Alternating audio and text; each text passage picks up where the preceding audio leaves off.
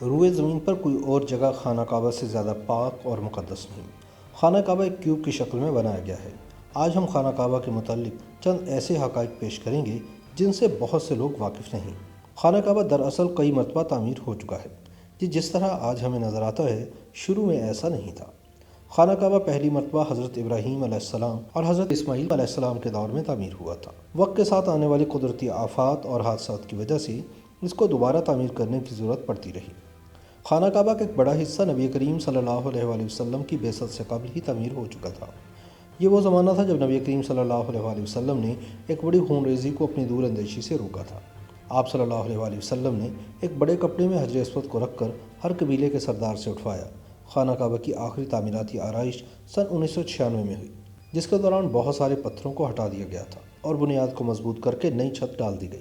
بہت سے لوگ اس حقیقت سے بھی لاعلم ہوں گے کہ خانہ کعبہ میں ایک کی بجائے 2 دروازے ہوا کرتے تھے۔ ایک سے اندر داخل ہوا جاتا تھا تو دوسرا باہر نکلنے کے لیے تھا۔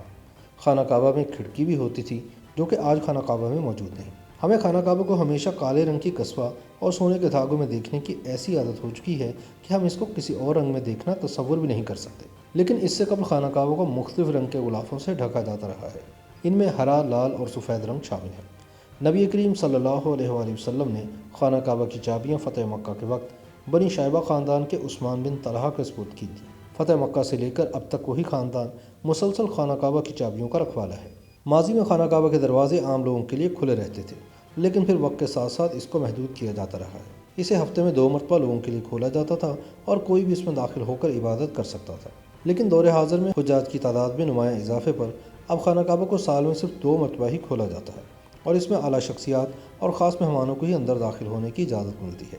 ماضی میں عازمین کی بڑی تعداد پانی میں تیر کر بھی خانہ کعبہ کا طواف کرتی رہی ہے۔ جی ہاں، زمانے قدیم میں زیادہ بارش ہونے کی صورت میں خانہ کعبہ کا اطراف پانی سے بھر جایا کرتا تھا، لیکن عازمین تب بھی اپنا طواف جاری رکھتے تھے۔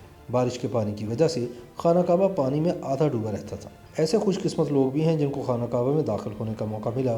خانہ کعبہ کا اندرونی حصہ سفید سنگ مرمر سے بنا ہے اور ہرے رنگ کے کپڑے سے ڈھکا ہوا ہے۔ بعض ماہر تعمیرات کہتے ہیں کہ خانہ کعبہ مکعب کی شکل کا نہیں، دراصل مستطیل شکل کا ہے۔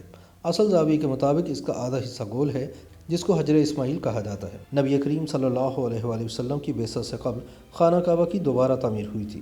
تب قریش نے اس بات کی حامی بھری تھی کہ وہ حلال کی کمائی سے ہی اس کی تعمیر مکمل کریں گے، مگر یہ عظیم فریضہ سر انجام دینے سے پہلے ہی حضور نبی کریم صلی اللہ علیہ وآلہ وسلم وصال فرما گئے تھے۔